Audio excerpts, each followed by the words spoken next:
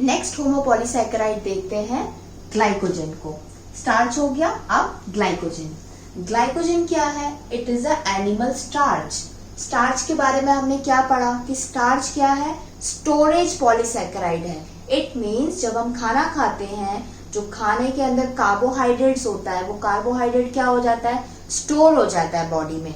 अगर हम यहाँ पर एनिमल्स की बात करें, ह्यूमन बींग्स की बात करें, तो उनके अंदर जो कार्बोहाइड्रेट है वो स्टोर होता है in the form of glycogen. इसीलिए इसको एनिमल स्टार्च बोला है, बिकॉज स्टार्च क्या था? प्लांट्स के अंदर स्टोरेज पॉलीसैकेराइड था, और एनिमल के अंदर स्टोरेज पॉलीसैकेराइड क्या हो जाएगा? ग्लाइकोजन। सेकेंड है reserve food in the animals. Reserve in the sense जब हम कुछ भी या एनिमल्स जब कुछ फूड कंज्यूम करते हैं, कंज्यूम करने के बाद वो देन एंड देयर यूज हो जाती है एनर्जी, लेकिन ऐसे बहुत से मॉलिक्यूल्स होते हैं ग्लूकोज के, कार्बोहाइड्रेट्स के, जो बॉडी में स्टोर हो जाते हैं आगे के लिए। जब फास्टिंग होती है या एनिमल्स को कभी खाना नहीं मिल पाता है, तो वो एनर्जी कहाँ से लेते हैं? जो उनके पास स्टोर्ड फूड है, वो stored food in the form of glycogen present होता है। इसलिए ग्लाइकोजन को रिजर्व फूड इन एनिमल्स भी बोलते हैं। अब बात करते हैं, ग्लाइकोजन अगर रिजर्व फूड है तो कोई बॉडी का तो पार्ट होगा जहां पे ये ग्लाइकोजन स्टोर होगा। वो कौन सा पार्ट है? लिवर एंड मसल सेल्स के अंदर ग्लाइकोजन स्टोर होता है। लिवर एंड मसल्स में। अब जैसे हमने स्टार्च में पढ़ा, स्टार्च पॉलीसैकेराइड है, पॉलीमर है, made up of glucose monomeric units. तो सेम ग्लाइकोजन भी एक पॉलीमर है, पॉलीसैकेराइड है, तो कुछ मोनोमेरिक यूनिट से बना होगा। वो कौन मोनोमेरिक यूनिट्स है? वो मोनोमेरिक यूनिट्स होती है ग्लूकोज की। सेम जैसे हमने स्टार्च में पढ़ा था, अगर ग्लूकोज की लीनियर अनब्रांच चेन थी तो वो अमाइलोज फॉर्म करता है, लेकिन अगर ग्लूकोज ब्रांच स्ट्रक्चर में आ जाता है तो वो अमाइलोपेक्टिन होता है। ग्लाइकोजन में ग्लूकोज मोनोमेरिक यूनिट जो है वो अमाइलोपेक्टिन फॉर्म में होती है। तो इसका स्ट्रक्चर कैसा हो जाएगा? ब्रांच्ड हो जाएगा, क्रॉस लिंकिंग हो जाएगी, लीनियर भी होगा, साथ में ब्रांचिंग भी होगी। कैसे? दोबारा बना लेते हैं। पायरेनोज रिंग बनाएंगे, फ्यूरानोज नहीं बनाएंगे, बिकॉज ग्लूकोज एक 6 कार्बन कंपाउंड है।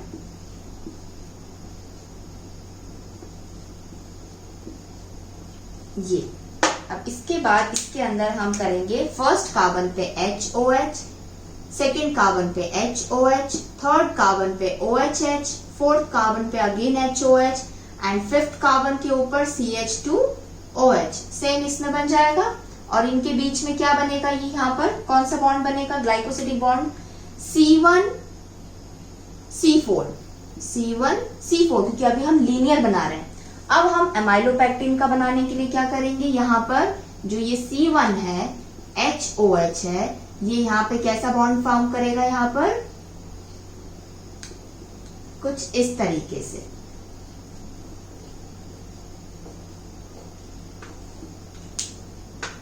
वन कार्बन, 2, 3, 4, 5 और ये 6 कार्बन, यहाँ पे जो बॉन्ड फॉर्म हो जाएगा वो अमाइलोपेक्टिन का स्ट्रक्चर बन जाएगा, ब्रांच। ये भी ग्लाइकोसिडिक है, ग्लाइकोसिडिक बॉन्ड का नाम है, ग्लाइकोसिडिक बॉन्ड है C1 एंड C6 के बीच में। तो C1C4 है, C1C6 है, अमाइलोपेक्टिन ग्लाइकोजन में प्रेजेंट है। इट मींस जो ग्लूकोज है ग्लाइकोजन के अंदर वो अमाइलोपेक्टिन फॉर्म में प्रेजेंट है। ग्लाइकोजन एनिमल का रिजर्व फूड है, स्टार्च प्लांट का रिजर्व फूड था।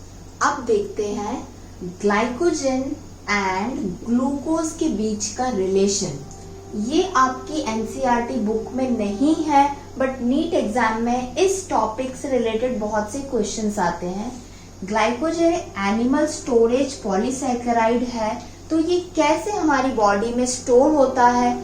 हम ग्लूकोज को एनर्जी गिविंग फूड बोलते हैं, तो ग्लाइकोजन कैसे स्टोर हो जाता है? ग्लूकोज ग्लाइकोजन में कैसे कन्वर्ट हो जाता है? तो वो पूरा प्रोसेस अब हम यहाँ पर बहुत ही सिंपल वे में समझते हैं। सबसे पहले देखते हैं फूड। जब हम फूड खाना खाते हैं तो खाना हमारे पेट में जाता है, स्टमक में गया, स्टमक में क्या होता है फूड का? स्टमक के अंदर कुछ एंजाइम्स प्रेजेंट होते हैं, एसिडिक इन नेचर होते हैं, जो मैक्रोमोलिक्यूल्स को बहुत छोटी छोटी यूनिट्स में ब्रेक कर देते हैं। लाइक कार्बोहाइड्रेट्स अगर हम खा रहे हैं तो वो मोनोसैकेराइड यूनिट्स में कन्वर्ट हो जाएंगे, लाइक ग्लूकोज में। प्रोटीन्स ले रहे हैं तो वो अमाइनो एसिड्स में हो जाएंगे। ये एंजाइम्स स्टमक के अंदर फूड को डाइजेस्ट कर देते हैं। डाइजेस्ट करने के बाद क्या हो जाता है? डाइजेशन के बाद जो मैक्रोमोलिक्यूल था उसके छोटे छोटे यूनिट्स आ गए। ग्लूकोज यूनिट की हम बात करते हैं, ग्लूकोज रिलीज हो जाता है अगर हमने कार्बोहाइड्रेट फूड खाया है, कार्बोहाइड्रेट से भरा हुआ फूड खाया है। ग्लूकोज रिलीज्ड, अब ग्लूकोज रिलीज हो गया तो ये यूज हो जाएगा हमारे बॉडी सेल्स के द्वारा। जो भी जहां पर भी एनर्जी की रिक्वायरमेंट होगी उसके अकॉर्डिंग ग्लूकोज यूज हो गया। अब क्या होगा? खाना स्टमक में गया, एंजाइम से डाइजेस्ट हो गया, ग्लूकोज रिलीज हो गया, सेल्स के द्वारा यूज हो गया। नाउ अब जो ग्लूकोज बचा है वो कहाँ जाएगा? इंटेस्टाइन में। कहाँ जाएगा? इंटेस्टाइन में। तो फर्स्ट ऑर्गन था हमारे यहाँ पे स्टमक, सेकेंड बात करते हैं इंटेस्टाइन में। इंटेस्टाइन में जाने के बाद ये ग्लूकोज की यूनिट एब्जॉर्ब हो जाती है इंटेस्टाइन की वॉल्स में, और एब्जॉर्ब होने के बाद ये डायरेक्टली ग्लूकोज पहुंच जाता है कहाँ पे? Move to the blood. यहाँ पे जब हम बात कर रहे हैं स्टमक के अंदर तो ग्लूकोज प्रेजेंट है, तब तक ब्लड में ग्लूकोज नहीं पहुंचा है।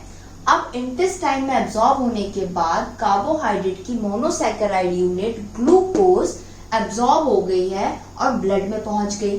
ब्लड में जैसे ही ग्लूकोज पहुंचता है तो जब हम बोलते हैं किसी का शुगर लेवल बहुत ज्यादा हो गया है, हाई शुगर है उसको, तो क्या हो जाता है? High level of glucose in the blood. ये शुगर का लेवल है वो बढ़ जाता है। शुगर का लेवल बढ़ गया। शुगर का लेवल जैसे ही बढ़ता है, अगर हमारी बॉडी की रिक्वायरमेंट से हद से ज्यादा हो जाता है, तब पैनक्रियास क्या करता है? उसके पास 2 टाइप्स के सेल होते हैं। फर्स्ट अल्फा सेल्स, वो नहीं काम करते जब ग्लूकोज ज्यादा होता है। ग्लूकोज का कॉन्सेंट्रेशन बहुत ज्यादा होने पे पैनक्रियास का बीटा सेल्स काम आते हैं। बीटा सेल्स क्या करते हैं? बीटा सेल्स रिलीज करते हैं हार्मोन जिसका नाम है इंसुलिन। और इंसुलिन का फंक्शन आपको पता है, इंसुलिन डायरेक्टली ग्लूकोज का लेवल कम कर देता है जो ब्लड में बहुत ज्यादा था। तो ये आ गया समझ में कैसे, जो हम अभी ग्लाइकोजन पढ़ेंगे कि ग्लाइकोजन अब कैसे यूज होगा। अभी ग्लूकोज का फंक्शन हमको समझ में आ गया कि हमने कार्बोहाइड्रेट खाया, उसमें से ग्लूकोज की यूनिट्स स्टमक के अंदर निकली और वो स्टमक में कुछ सेल्स के द्वारा यूज हो गई। फिर वो ग्लूकोज मूव हो गया इंटेस्टाइन में। इंटेस्टाइन में मूव होने के बाद में क्या होगा?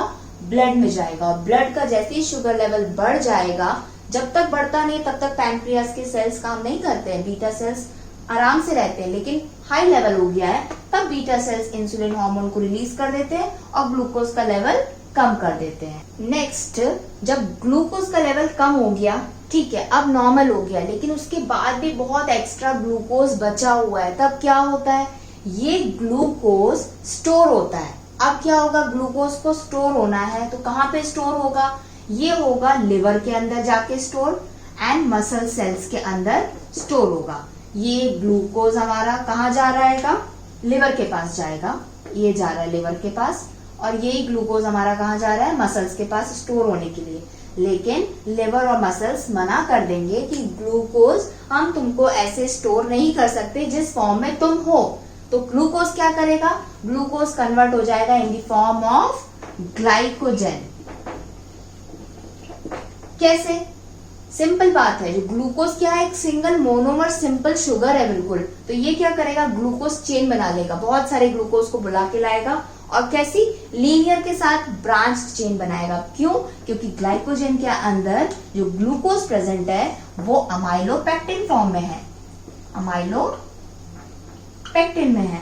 लिवर और मसल्स बोलते हैं ग्लूकोज आप बहुत छोटे से मॉलिक्यूल हो, हम आपको स्टोर नहीं कर सकते। तो ग्लूकोज ग्लाइकोसिडिक बॉन्ड बनाएगा C1 C4 के बीच में, एक लीनियर, और अगेन C1 जो है C6 के साथ बॉन्ड बना के अमाइलोपेक्टिन स्ट्रक्चर फॉर्म कर देगा। और ये अमाइलोपेक्टिन, ओनली अमाइलोपेक्टिन, अमाइलोज की बात नहीं कर रहे हैं, स्टार्च की बात नहीं कर रहे हैं, अमाइलोपेक्टिन जो स्ट्रक्चर फॉर्म हो गया, अब इसको बोलेंगे क्या? ग्लाइकोजन। अब ग्लाइकोजन इजीली लिवर स्टोर कर लेगा, मसल्स भी स्टोर कर लेगा। तो इनडायरेक्टली ग्लाइकोजन के अंदर ग्लूकोज ही है, ग्लूकोज ही स्टोर हुआ है, बट उसका स्ट्रक्चर चेंज हो गया है। क्या फॉर्म में हो गया? ग्लाइकोजन फॉर्म में हो गया है। इतना आ गया समझ में कि जब हम नॉर्मल फूड कंज्यूम करते हैं तो क्या प्रोसेस होता है, ग्लूकोज किस तरीके से हमारी बॉडी में यूज होता है, एंड जब एक्स्ट्रा ग्लूकोज होता है तो वो कैसे लिवर में और मसल सेल्स में स्टोर होता है in the form of glycogen. अब बात करते हैं फास्टिंग की। जब हम फास्ट करते हैं या टाइम पर खाना नहीं खाते हैं, तब हमारी बॉडी ग्लाइकोजन जो स्टोर्ड फूड है हमारा, ग्लाइकोजन को कैसे यूज करते हैं। इतना समझ में आ गया था कि कैसे ग्लाइकोजन था, स्टोर हुआ था, ग्लूकोज जो है in the form of glycogen store हो गया था। अब समझते हैं फास्टिंग के टाइम पर जब हम व्रत रखते हैं, खाना नहीं खाते टाइम पर, और अगर जो भी चीज खाते वो उतनी एनर्जी प्रोवाइड नहीं करती हमारी बॉडी को जितना खाना करता है, तब क्या होता है? तब हमारी बॉडी नीड्स एनर्जी। बॉडी को तो एनर्जी चाहिए क्योंकि उसे डे टू डे लाइफ का जो भी नॉर्मल वर्क होते हैं वो करना है, लेकिन खाना है, फूड प्रेजेंट है? नहीं, खाना नहीं है, लेकिन body has stored food. Body के पास स्टोर्ड फूड प्रेजेंट है। क्या है वो स्टोर्ड फूड? वो है ग्लाइकोजन।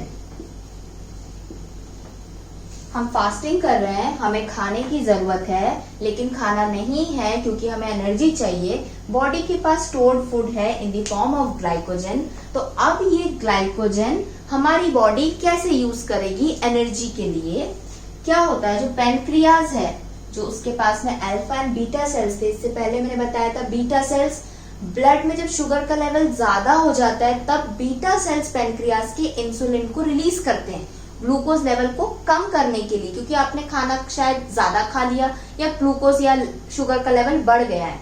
लेकिन अब खाना नहीं खाया है, तब पैनक्रियाज क्या करेगा? अपने अल्फा सेल्स को बोलेगा एक हार्मोन रिलीज करने के लिए। इस हार्मोन का नाम है ग्लूकागॉन। क्या नाम है? ग्लूकागॉन। बीटा सेल्स रिलीज करते हैं insulin and alpha cells of pancreas release करेंगे ग्लूकागॉन। कब? जब फास्टिंग होगी। ये ग्लूकागॉन हार्मोन क्या करेगा? जो बॉडी के पास स्टोर्ड ग्लाइकोजन प्रेजेंट है, इसको ग्लूकोज में कन्वर्ट कर देगा। क्या कर देगा? ये कन्वर्ट कर देगा, क्योंकि हमारी बॉडी को जो एनर्जी चाहिए वो तो ग्लूकोज की फॉर्म में चाहिए। हमको क्या चाहिए? Carbohydrate in the form of glucose. लेकिन बॉडी के पास प्रेजेंट है क्या? ग्लाइकोजन। ग्लाइकोजन एक बड़ी यूनिट है, क्योंकि ग्लूकोज की बहुत सारी यूनिट्स अमाइलोपेक्टिन बनके ग्लाइकोजन बनी थी। इतना बड़ा मॉलिक्यूल जो है, बायोमॉलिक्यूल, हमारी बॉडी यूज नहीं कर सकती, बॉडी के सेल्स यूज नहीं कर सकते। उसको एक छोटा सिंपल शुगर चाहिए इन दी फॉर्म ऑफ ग्लूकोज। तो ग्लाइकोजन को ग्लूकोज में कन्वर्ट करने के लिए कुछ हार्मोन्स की जरूरत होती है, और वो हार्मोन होता है ग्लूकागॉन। कौन रिलीज करता है? पैनक्रियाज के अल्फा सेल्स। ये रिलीज कर देते हैं, ग्लूकोज बन जाता है। अब ग्लूकोज जो है हमारे बॉडी के जो भी सेल्स हैं, बॉडी पार्ट्स में जो सेल्स प्रेजेंट होते हैं, वो सेल्स ग्लूकोज को इजीली यूज कर लेते हैं, और हम फास्टिंग के टाइम पर भी नॉर्मल एक्टिविटीज को बहुत इजीली कर लेते हैं। नेक्स्ट बात करते हैं लिवर की। लिवर भी एक ऐसा बॉडी का ऑर्गन है जो ग्लूकोज को सिंथेसाइज कर सकता है। कैसे? कुछ अमाइनो एसिड से, फैट्स एंड वेस्ट प्रोडक्ट से। अमाइनो एसिड क्या है? प्रोटीन की बेसिक यूनिट्स है। लिवर कैसे अमाइनो एसिड और फैट से, वेस्ट प्रोडक्ट से ग्लूकोज फॉर्म कर लेता है? क्योंकि जो ये अमाइनो एसिड, फैट्स है, ये सब के अंदर क्या प्रेजेंट है? Carbon, hydrogen and oxygen. हमने बायोमॉलिक्यूल चैप्टर स्टार्ट होने से ही इंट्रो में पढ़ लिया था कि जो भी हमें स्ट्रक्चर्स पढ़ने, जो भी हमें मॉलिक्यूल्स पढ़ना है, सबके अंदर कार्बन, हाइड्रोजन, ऑक्सीजन प्रेजेंट है, बस उसका स्ट्रक्चर डिफरेंट हो जाता है। जैसे ग्लूकोज की बात करी तो वहां पे कार्बन कितने हैं? 6 कार्बन है। राइबोन्यूक्लिक एसिड, न्यूक्लिक एसिड्स की बात करी तो उसमें कार्बन कितने प्रेजेंट है? 5 कार्बन प्रेजेंट है, क्योंकि वो राइबोज शुगर थी। तो सेम नेक्स्ट हम आगे प्रोटीन और अमाइनो एसिड्स को भी पढ़ेंगे डिटेल में। तो अगर प्रोटीन ब्रेक हो गया अमाइनो एसिड्स में, तो अमाइनो एसिड्स लिवर के पास पहुंच गए, तो उसको लिवर को क्या मिल गया? कार्बन भी मिल गया, हाइड्रोजन मिल गया, ऑक्सीजन मिल गया। सेम फैट्स भी, उसके अंदर भी कार्बन, हाइड्रोजन, ऑक्सीजन प्रेजेंट है। जब मेन इंग्रेडिएंट मिल गया ग्लूकोज के लिए, ग्लूकोज क्या है? 6 कार्बन कंपाउंड है, C6H12O6, C6H12O6। तो कार्बन है, हाइड्रोजन है, ऑक्सीजन है। ग्लूकोज बनाने के लिए क्या चाहिए? कार्बन चाहिए, हाइड्रोजन चाहिए, ऑक्सीजन चाहिए। वो कहीं से भी मिले तो अमाइनो एसिड से मिल रहा है, फैट से मिल रहा है, वेस्ट से मिल रहा है, तो लिवर क्या कर सकता है? ग्लूकोज सिंथेसाइज कर सकता है अगर उसको ये तीनों चीजें मिल जाती हैं। तो समझ में आ गया, होमोपॉलीसैकेराइड के अंदर हमने स्टार्च पढ़ लिया, ग्लाइकोजन पढ़ लिया, कैसे ग्लूकोज ग्लाइकोजन में कन्वर्ट हो जाता है जब उसको स्टोर होना होता है बॉडी के अंदर, और जब बॉडी को ग्लूकोज यूज करना होता है तो वो कैसे ग्लाइकोजन को ग्लूकोज में कन्वर्ट कर देता है। अब नेक्स्ट हम पढ़ेंगे हेटेरोपॉलीसैकेराइड्स के एग्जाम्पल्स और इसके स्ट्रक्चर्स।